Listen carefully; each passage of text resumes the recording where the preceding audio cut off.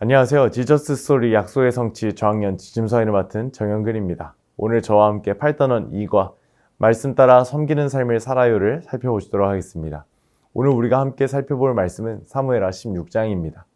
사무엘하 16장에는 다윗을 만날 때 다른 반응을 보인 두 인물을 소개하고 있습니다. 바로 시바와 시므이입니다. 시바는 무비보셋의 종이었습니다. 그는 다윗에게 빵 200덩이와 건포도 100송이, 여름과일 100개와 포도주 한 가죽 부대를 싣고 다윗을 섬겼습니다. 다윗은 무비보셋의 현재 상황을 물어보았고 결국 무비보셋의 재산을 시바에게 모두 주었습니다. 다윗을 섬긴 시바와는 반대로 시므이라는 사람이 있었습니다. 다윗이 신하들과 바후림이라는 마을에 도착했을 때 사울 가문의 한 사람인 시므이가 다윗과 그의 신하들에게 돌을 던지며 조롱하였습니다. 시므이는 다윗을 피비린내 나는 살인자라고 욕하며 압살롬의 반란이 하나님께서 사울의 죽음에 대해 책임을 다윗에게 돌린 것입니다. 시므이는 다윗이 사울의 왕권을 빼앗은 사람이고 하나님이 왕국을 압살롬에게 넘기셨다고 악담을 퍼붓습니다. 다윗은 왕이었지만 아들의 반역으로 인해 모든 것을 잃고 쫓기는 신세가 되었습니다. 이때 다윗 앞에 두 사람이 차례로 등장합니다. 시바와 시므이였습니다. 두 사람의 말과 행동은 서로 달랐습니다. 시바는 많은 물건을 가져와 다윗을 도와주는 것처럼 보였습니다. 시바의 말만 듣고 무비보셋을 판단했고 성급한 결정을 내립니다. 시므이는 반대로 다윗을 저주하며 돌을 던집니다. 다윗의 부하들은 당장 시므이를 죽이자고 말하지만 다윗은 하나님께서 시므이에게 명령하셨을지도 모른다고 말하며 부하들을 막습니다. 다윗은 고통스러운 상황을 사람의 공격으로 보지 않았습니다. 하나님 앞에서 자신을 돌아보는 자리로 만들었습니다. 감정과 분노가 아니라 하나님의 뜻과 말씀을 먼저 생각하는 모습입니다. 다윗은 혹시 하나님께서 나의 고난을 보시고 저주 대신 복을 주실지도 모른다라고 이야기를 남깁니다. 이 고백은 말씀에 하나님을 신뢰하며 섬기고 있음을 보여줍니다. 그러므로 말씀을 따라 섬기는 것이란 상황이 내 뜻대로 되지 않을 때에도 모든 판단을 하나님께 맡기고 하나님의 뜻을 신뢰하며 걷는 삶임을 기억해야 합니다. 그래서 오늘 우리가 기억해야 하는 원포인트의 내용은 바로 하나님의 말씀대로 도와주며 살아요입니다. 오늘 외울 말씀 다 함께 한번 읽어보실까요? 시작! 무슨 일을 하든지 마음을 다하여 주께 하듯 하고 사람에게 하듯 하지 말라. 오늘 다 함께 세 가지 학습 목표도 살펴보겠습니다.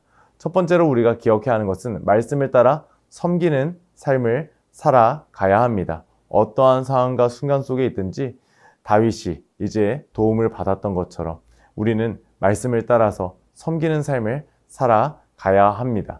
또한 두 번째로 감성적 학습 목표입니다. 다른 사람을 돕고 섬기는 삶을 살기로 다짐해야 합니다. 세 번째, 행동적 학습 목표입니다.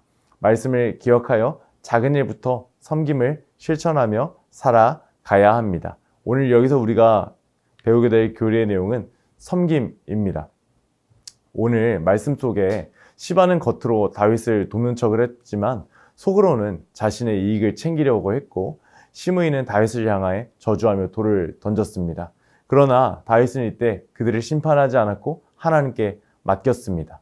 이 말씀은 참된 섬김이란 자신의 이익이 아닌 하나님의 뜻을 따르는 겸손한 마음에서 나온다는 것을 보여줍니다. 우리는 시바와 같이 섬기면 안 된다는 것이죠. 하나님의 사람은 겉모습이 아니라 마음의 중심을 보시는 하나님을 기억해야 하기 때문입니다. 그러므로 우리는 어떠한 상황 속에서도 겸손히 하나님의 뜻을 순종하며 다른 사람을 진심으로 섬기는 삶을 살아야 할 줄로 믿습니다. 오늘 이러한 내용을 효과적으로 가르치기 위하여 웨이브 레슨 플랜에 맞추어 오늘 교재의 내용을 살펴보도록 하겠습니다. 오늘 웰컴 활동의 제목은 도움의 손길을 건네본 적이 있나요?입니다. 우리 교재를 보시면 누군가에게 도움의 손길을 건네고 있는 어린아이의 모습이 등장합니다. 이때에 우리 아이들과 함께 이야기를 나눠보세요. 우리도 누군가에게 도움을 준 적이 있을까? 우리는 어떠한 도움을 주었을까? 충분히 한번 이야기를 나눠보세요. 그리고 이때 이야기를 정리하시면서 얘들아, 그런데 우리가 하나님의 사람인데 우리가 가끔 누군가를 도와줄 때 내가 이렇게 해주면은 누군가 나를 이렇게 해주겠지? 속으로 계산하는 마음이 있지 않았니? 그런 마음을 하나님이 기뻐하시지 않아. 그렇다면 하나님의 사람은 어떤 마음을 갖고 우리의 이웃을 도우며 섬겨야 할까? 이러한 질문에 대한 답을 살펴보기 위하여 우리 다음 어드벤처 활동으로 넘어가 볼까? 이렇게 이야기해 주시면 감사하겠습니다. 자, 오늘 어드벤처 활동입니다. 성경의 이야기 그림 속에서 숨은 글자를 찾아 써보도록 하겠습니다. 첫 번째 장면은 우리가 아까 말씀을 통해 본 것처럼 시바가 이제 다윗을 도와주는 장면이 되겠습니다.